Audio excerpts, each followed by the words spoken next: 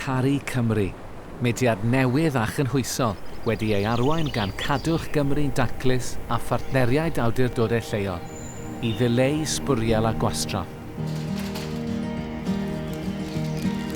Mae Caru Cymru'n ymwneud ag ysbrydoli pobl Cymru, i ddysgu a gofalu am ein tir unigryw a hardd, i arwain ac annog pobl eraill yn ein cymunedau i weithredu, waith pa mor fach neu fawr.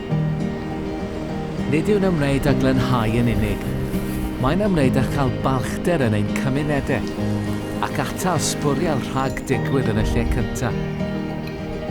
Y weledigaeth yw i Caru Cymru gael ei gyd blethu i fywyd yng Nghymru, fel ei fod peth iawn.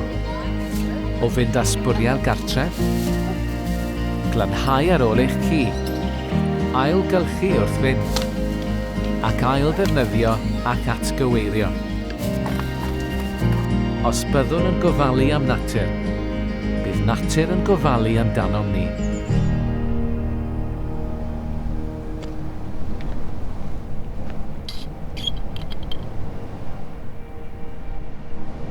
Edrychwch o'ch cwmpas. Dyma ein cartref.